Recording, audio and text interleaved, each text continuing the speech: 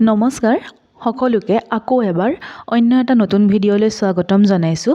আমি আলোচনা কৰি আছিলোঁ শৈলেন বৈশ্যদেৱৰ কিতাপৰ পৰা আছাম জিকেৰ কিছুমান ইম্পৰ্টেণ্ট MCQs আৰু আপোনালোকে নিশ্চয় আগৰ ভিডিঅ'সমূহ চাইছে। যদি চোৱা নাই প্লেলিষ্টত গৈ আগৰ ভিডিঅ'সমূহ চাই ল'ব পাৰিব আৰু চেনেলটোত যদি প্ৰথমবাৰৰ বাবে আহিছে তেনেহ'লে চেনেলটো ছাবস্ক্ৰাইব কৰিব, লগতে এটা লাইক কৰি আমাক উৎসাহিত কৰিব বুলি আশা থাকিলে। এতিয়া আমি MCQsসমূহ আলোচনা কৰোঁ ব'লক। আমি ইয়াৰ আগত শৈলেন বৈশ্যদেৱৰ কিতাপৰ পৰা 20টা MCQ আলোচনা কৰিছোঁ। আজি আমি 21 নম্বৰৰ পৰা আলোচনা কৰিম। 21 নম্বৰ প্ৰশ্নটো লোৱা হৈছে কবৰ আৰু ফুলৰ লেখক কোন? অপশ্যনসমূহৰ ভিতৰত শুদ্ধ অপশ্যনটো হ'ব অপশ্যন নম্বৰ খটো বীৰেন্দ্ৰ কুমাৰ ভট্টাচাৰ্য। আমি 22 নম্বৰ প্ৰশ্নটো চাওঁ। 22 নম্বৰ প্ৰশ্নত সুধিছে নৱকান্ত বৰুৱাদেৱৰ হে অৰণ্য হে মহানগৰ কেতিয়া প্ৰকাশ হৈছিল? গতিকে অপশ্যনসমূহৰ ভিতৰত শুদ্ধ অপশ্যনটো হ'ব অপশ্যন নম্বৰ খ 1951 চনত। 1951 চনত নৱকান্ত বৰুৱাদেৱৰ হে অৰণ্য হে মহানগৰখন প্ৰকাশ হৈছিলে। আমি পিছৰটো প্ৰশ্ন চাওঁ। 23 নম্বৰ প্ৰশ্নটোত সোধা হৈছে যে ৰীতা চৌধুৰীয়ে কোনখন কিতাপৰ বাবে সাহিত্য একাডেমী বঁটা লাভ কৰিছিলে? অপশ্যনসমূহৰ ভিতৰত শুদ্ধ অপশ্যনটো হ'ব অপশ্যন নম্বৰ ক দেওলাংখুই। তেওঁ দেওলাংখুইখনৰ বাবে সাহিত্য একাডেমী বঁটা লাভ কৰিছিলে। আমি 24 নম্বৰ প্ৰশ্নটো চাওঁ। 24 নম্বৰ প্ৰশ্নটোৰ সোধা হৈছে যে ভূপেন হাজৰিকা অসমৰ কোনখন প্ৰথম ক্ষুদ্ৰ আলোচনীৰ সম্পাদক আছিলে? অপশ্যনসমূহত দিয়া হৈছে প্ৰতিনিধি, আমাৰ প্ৰতিনিধি, গ নম্বৰ দিয়া হৈছে বিন্দু আৰু ঘ নম্বৰ দিয়া হৈছে সিন্ধু। গতিকে অপশ্যনসমূহৰ ভিতৰত শুদ্ধ অপশ্যনটো হ'ব গ বিন্দু। ইয়াৰ লগে লগে আপোনালোকেও কৰি যাব আৰু কমেণ্ট বক্সত জনাব যে আপোনালোকে কিমানটা শুদ্ধ কৰিলে। 25 নম্বৰ প্ৰশ্নটো চাওঁ। ঐতিহাসিক উপন্যাস স্বৰ্ণলতা কোনে লিখিছিলে? আপোনালোকেও অপশ্যনসমূহ চাওক। অপশ্যনসমূহৰ ভিতৰত শুদ্ধ অপশ্যনটো হ'ব অপশ্যন নম্বৰ ঘটো তিলোত্তমা মিশ্ৰ। আমি 26 নম্বৰ প্ৰশ্নটো চাওঁ। সাঁচিপাঠৰ পুথি কোনে লিখিছিলে? সাঁচিপাঠৰ পুথি কোনে লিখিছিলে এই প্ৰশ্নটোৰ শুদ্ধ উত্তৰটো হ'ব অপশ্যনসমূহৰ ভিতৰত ঘ নম্বৰ ত্ৰৈলোক্য ভট্টাচাৰ্য। 27 নম্বৰ প্ৰশ্নটো চাওঁ। কাৰেঙৰ লিগিৰি নামৰ নাটকখনৰ লেখক কোন? এইটো নিশ্চয় আপোনালোক সকলোৱে জানে। গতিকে এই প্ৰশ্নটো উত্তৰটো আপোনালোকে কমেণ্ট বক্সত জনাব বুলি আশা থাকিলে এইটো আপোনালোকৰ বাবে এৰিছোঁ। আমি 28 নম্বৰ প্ৰশ্নটো চাওঁ। 28 নম্বৰ প্ৰশ্নটোত সোধা হৈছে নৱকান্ত বৰুৱাই কোনখন গ্ৰন্থৰ বাবে সাহিত্য একাডেমী লাভ কৰিছিলে? অপশ্যনসমূহৰ ভিতৰত শুদ্ধ অপশ্যনটো হ'ব ক নম্বৰ অপশ্যন ককাদেউতাৰ হাড়। 29 নম্বৰ প্ৰশ্নটো চাওঁ। অন্য যুগ অন্য পুৰুষ উপন্যাসখন কোনে লিখিছিলে? এই উপন্যাসখন লিখিছিলে অপশ্যনসমূহৰ ভিতৰত শুদ্ধ অপশ্যনটো হ'ব গ নম্বৰ অপশ্যন দেৱেন্দ্ৰনাথ আচাৰ্য। আমি ইয়াৰ পিছৰ প্ৰশ্নটো চাওঁ। 30 নম্বৰ প্ৰশ্নটোত সোধা হৈছে অৰূপা পতংগীয়া কলিতাই কোনখন গ্ৰন্থৰ বাবে সাহিত্য একাডেমী বঁটা লাভ কৰিছিল? গতিকে অপশ্যনসমূহ চাওঁ। অপশ্যনসমূহৰ ভিতৰত শুদ্ধ অপশ্যনটো হ'ব ঘ অপশ্যন মৰিয়ম অষ্টিন অথবা হীৰা বৰুৱা।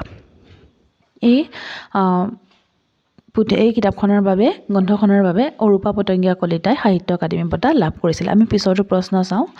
হীৰেণ গোহাঁইৰ আত্মজীৱনীৰ প্ৰথম খণ্ডটোৰ নাম কি? অপশ্যনসমূহৰ ভিতৰত শুদ্ধ অপশ্যনটো হ'ব অপশ্যন ক বতাহত কৌৰ গধূলি গোপাল।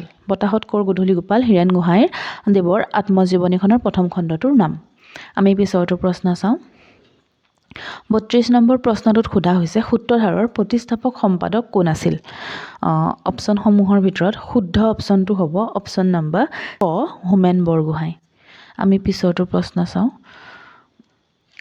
33 নম্বৰ প্ৰশ্নটোত সোধা হৈছে অজিত বৰুৱাই কোনখন গ্ৰন্থৰ বাবে সাহিত্য একাডেমী বঁটা লাভ কৰিছিল?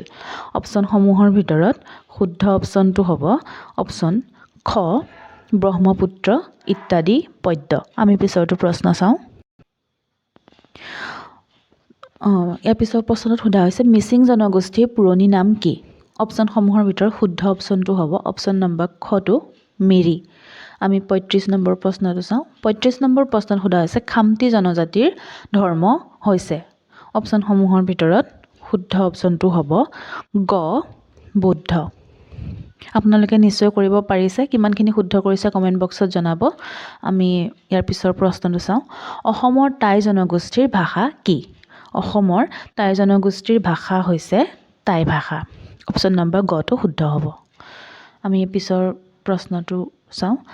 37 নম্বৰ প্ৰশ্নত সোধা হৈছে মিচিং শব্দৰ অৰ্থ কি মিচিং শব্দৰ অৰ্থ হৈছে অপশ্যনসমূহৰ ভিতৰত শুদ্ধ অপশ্যনটো হ'ব অপশ্যন নম্বৰ ঘ মধ্যস্থতাকাৰী 38 নম্বৰ প্ৰশ্নটো চাওঁ 38 নম্বৰ প্ৰশ্নটোত সোধা হৈছে বড়ো ভাষা কোনটো ভাষা পৰিয়ালৰ সদস্য গতিকে অপশ্যনসমূহৰ ভিতৰত শুদ্ধ অপশ্যনটো হ'ব অপশ্যন নম্বৰ ক চিনো টিবেটান আমি ইয়াৰ পিছৰ প্ৰশ্নটো চাওঁ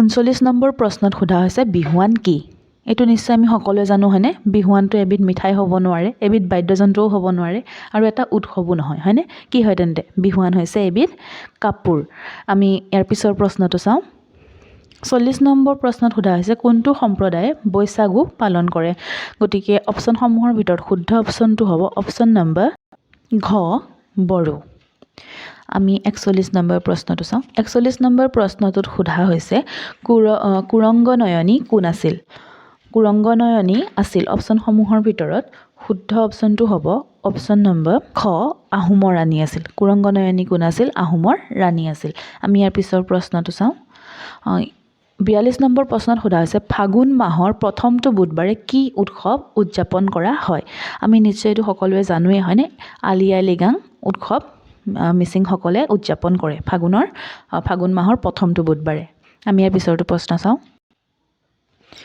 43 নম্বৰ প্ৰশ্নত সোধা হৈছে গুমৰাগ কি গুমৰাগ হৈছে অপশ্যনসমূহৰ ভিতৰত শুদ্ধ অপশ্যনটো হ'ব অপশ্যন গটো এবিধ নৃত্য গুমৰাগ হৈছে এবিধ নৃত্য আমি ইয়াৰ পিছৰটো প্ৰশ্ন চাওঁ 44 নম্বৰ প্ৰশ্নত সোধা হৈছে বৰপেটা সত্ৰ কিহৰ বাবে বিখ্যাত অপশ্যনসমূহৰ ভিতৰত শুদ্ধ অপশ্যনটো হ'ব অপশ্যন ক হোলীৰ উৎসৱৰ বাবে বৰপেটা সত্ৰ বিখ্যাত হয় আমি ইয়াৰ পিছৰটো প্ৰশ্ন চাওঁ 45 নম্বৰ প্ৰশ্নত সোধা হৈছে যে মাজুলীৰ কোনখন সত্ৰ ৰাসৰ উৎসৱৰ বাবে জনাজাত অপশ্যনসমূহৰ ভিতৰত শুদ্ধ অপশ্যনটো হ'ব অপশ্যন নম্বৰ কমলাবাৰী সত্ৰ ইয়াৰ পিছৰ প্ৰশ্নটোত সোধা হৈছে বহনী উৎসৱ কোন উৎসৱৰ সৈতে জড়িত অপশ্যনসমূহৰ ভিতৰত শুদ্ধ অপশ্যনটো হ'ব ক নম্বৰ অপশ্যনটো হোলীৰ সৈতে আমি ইয়াৰ পিছৰটো প্ৰশ্ন চাওঁ 47 নম্বৰ প্ৰশ্নত সোধা হৈছে গোসাঁই ফুৰোৱা কোন উৎসৱৰ অবিচ্ছেদ্য অংগ গোসাঁই ফুৰোৱা অবিচ্ছেদ্য অংগ কিহৰ হয় অপশ্যন নম্বৰ গটো শুদ্ধ হ'ব হোলীৰ আমি ইয়াৰ পিছৰটো প্ৰশ্ন চাওঁ 48 নম্বৰ প্ৰশ্নত সোধা হৈছে মহোহো কি খেদিবলৈ উদযাপন কৰা হয় গতিকে অপশ্যনসমূহৰ ভিতৰত শুদ্ধ অপশ্যনটো হ'ব অপশ্যন নম্বৰ ঘটো মহ খেদিবলৈ আমি 49 নম্বৰ প্ৰশ্নটো চাওঁ 49 নম্বৰ প্ৰশ্নত সোধা হৈছে নৰকাসুৰে ক'ত ৰাজত্ব কৰিছিলে গতিকে এইটো আমি সকলোৱে জানো অপশ্যনসমূহৰ ভিতৰত শুদ্ধ অপশ্যনটো হ'ব অপশ্যন ক অসমত আমি ইয়াৰ পিছৰটো 50 নম্বৰ প্ৰশ্নটো চাওঁ আৰু এই 50 নম্বৰ প্ৰশ্নটো হৈছে আজি শেষৰটো প্ৰশ্ন আজি আমি 30টা প্ৰশ্ন আলোচনা কৰিলোঁ গতিকে এই 30টা প্ৰশ্নৰ ভিতৰত আপোনালোকে কিমানটা শুদ্ধ কৰিলে কমেণ্ট বক্সত জনাব আৰু এটা প্ৰশ্ন আপোনালোকলৈ এৰিছোঁ সেই প্ৰশ্নটোৰ উত্তৰো কমেণ্ট বক্সত জনাব আমি এতিয়া এই লাষ্টৰ প্ৰশ্নটোৰ উত্তৰটো কৰোঁ শেষৰ প্ৰশ্নটোৰ হৈছে যে ফিতৰ কি ইয়াৰ শুদ্ধ উত্তৰটো হ'ব ফিতৰ হৈছে এবিধ সাহাৰ্য অপশ্যন নম্বৰ কটো শুদ্ধ হ'ব আজিৰ ভিডিঅ'টো চাই কেনে পালে জনাব আৰু কেনেধৰণৰ ভিডিঅ' লৈ আহিব লাগে সেইটো কমেণ্ট বক্সত জনাই দিব আৰু আমাৰ ভিডিঅ'টোত এটা লাইক কৰি আমাক উৎসাহিত কৰিব বুলি আশা থাকিলে আৰু ভিডিঅ'টো ইমানলৈকে চোৱাৰ বাবে বহুত বহুত ধন্যবাদ